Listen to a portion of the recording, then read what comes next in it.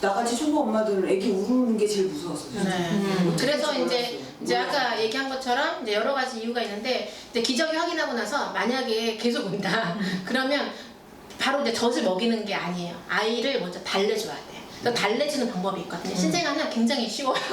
왜 바로 분유를 수유를 하면 안 돼요? 왜냐면 아기가 막 우는데 가슴에 갖다 대면 이 아이가 사실 원하는 게 어떤 건지를 정확하게 알지 못한 상태에서 계속 입에 자극을 주고 얘는 이게 아니야! 그렇게 할 수 있거든요. 그러니까 우선 달래준 다음에 달랬을 때 이 아이의 행동을 관찰한 다음에 행동을 취하는 게 되게 굉장히 이 아이의 인격을 좀 약간 존중해 주는 거죠. 너도 인간이니. 그래서 우선은 달래주는 게 중요한데 사실 이 방법은 제 방법이 아니에요. 미국에 있는 소아과 한 의사 선생님의 방법이고 그 의사 선생님 이름은 카프라는 의사 선생님이세요. 그래서 그 의사 선생님이 딱 알려준 5가지 그 카테고리가 있어요. 그래서 첫 번째로는 아기를 뱃속에 있었을 때처럼 좀 약간 싸매주는 거예요. 환경을 비슷하게 만들어주는 거죠. 그래서 한번 해볼까요?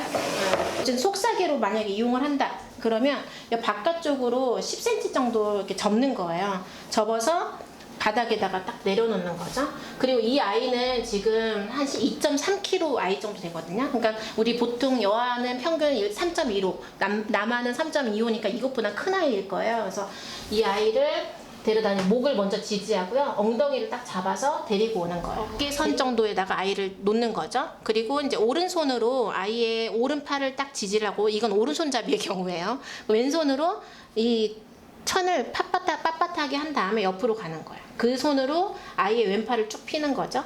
그리고 나서 오른손으로 다시 한번 이쪽을 타이트하게 잡는 거고 그 다음에 옆으로 가져가서 그냥 이 상태에서 이 포를 이렇게 돌려주기만 하면 돼요. 돌려준 다음에 그 다음에 여 밑에다가 껴주면 이게 끝이에요. 이게 가장 제가 봤을 때 속삭이 엄마들이 쌀 수 있는 방법 중에 가장 편한 방법이고 아랫부분은요 그냥 이렇게 해서 접어두시면 되세요. 이 상태로 아이를 싸준다가 가장 첫 번째 단계인 거죠. 싸주기만 해도 많은 아이들이 울음을 멈출 수 있거든요. 왜 속삭이를 싸주는 게 되게 왜 중요한지 한 번만 얘기해 주세요.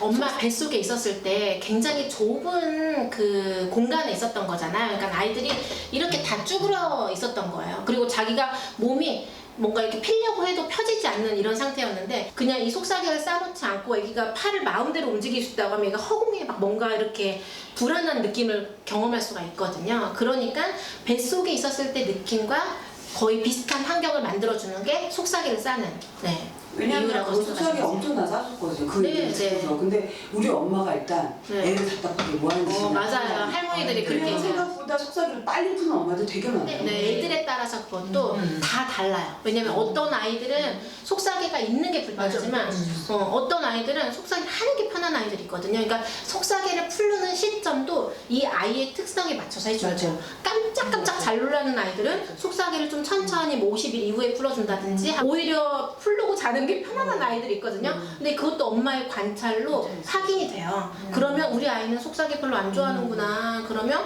풀는 상태로 자고 활동하고 그렇게 하면 되는 거죠. 그러면 뱃속에 있었을 때 중력을 느껴본 적이 없잖아요. 근데 아이를 보통 안아보세요. 그럼 이렇게 데리고 가서 이제 이렇게 해서 이렇게 앉거든요. 근데 아이들이 하늘 보는 자세로 앉게 되면 밑으로 낙하할 것 같은 느낌을 경험한대요. 근데 이미 한번 속삭이를 쌌기 때문에 그런 느낌은 좀 덜하겠지만 옆으로 이렇게 안아서 배를 감싸두는 자세가 가장 아이들이 편안해하는 신생아들이 편안해하는 자세래요. 그래서 아이를 옆으로 안고 그리고 나서 이제 뱃속에 있었을 때 환경 그 백색 소음 엄마의 그 장기 소리를 내주는 거죠. 같이. 그래서 소리를 내주면서 항상 뱃속에서 엄마가 움직였기 때문에 흔들흔들 다녔단 말이에요. 그러니까 아이 뭐 쉐이킹 신드롬이라고 해서 그런 신드롬은 막 이렇게 흔들어야 뇌가 흔들리는 거고 이렇게 안아가지고 옆으로 살짝 흔들어주는 것은 뱃속에 있었을 때 느낌처럼 그 느낌을 다시 한번 얘가 느낄 수 있게 해주는 거거든요. 이렇게 흔들어주면 정말 거의 90% 이상 아이들은 안정이 돼요. 이렇게 해서 해주면 잠잠해지고 근데 이렇게 했음에도 불구하고 울지 않고 계속 울고 힘들어하는 아이들이 있거든요. 사실 이제 마지막 방법 5번째 방법은 손가락 수유예요. 그래서 손을 항상 아이를 만질 때는 깨끗하게 씻으셔야 되고 손톱이 항상 짧아야 돼요. 그래서 아빠 손톱 같은 경우는 새끼손가락으로 해서 이 부드러운 부분이 윗부분으로 가게 해서 손가락 수유를 해주시면 되고, 엄마 손가락 같은 경우 얇다 그러면 검지 정도로 해서 손가락을 입속에 넣어주는 거죠. 부드러운 부분이 윗부분으로 가게 해서 한 마디 정도 넣어주시면 돼요. 그러면 쪽쪽쪽쪽쪽쪽쪽 빨면서 애가 편안해지는 거죠. 그 다음에 수유가 이루어지면 되는 거예요. 저는 이제 또 들었던 게 옆으로 하는 것 중에 하나가 엄마 쪽으로 하게 되면 그 모유 전 냄새가 나기 때문에 또 그거에 자극 반응도 있을 수 있고, 또 하나가 이 배를 이렇게 안았을 때 이 배 쪽에 압력이 가잖아요. 그래서 속이 안 좋은 애기들이 이렇게 이쪽이 압력이 가면 좀 편안함을 우리도 맺지. 그렇죠. 영아산통 같은 게 있을 때 이런 자세로 앉게 되면 아이들이 굉장히 편안해하죠.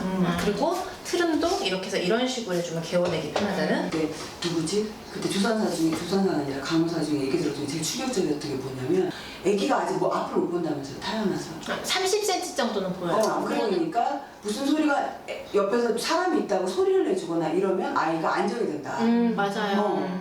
우선은 너 앞에 있는 게 하나도 안 보이는 건 아니고 30cm에서 40cm 정도만 보이고, 그 다음에는 약간 흐릿흐릿하게 보이니까 아기가 울 때 엄마의 목소리만으로도 훨씬 안정감을 느낄 수 있어요. 사실 안아주기 이전에 엄마의 목소리로 안정감을 들리게 해주는 것도 하나의 그 수면 교육의 과정이더라고요. 제가 보니까. 그래서 뭐 그런 방법이 될 수도 있죠. 임신 동안에 하는 마사지는 사실 이제 마사지 하시는 분들은 효과가 있다고 하지만 저는 잘 모르겠어요. 이제 이 전량이 많고 적은 거는 기질적인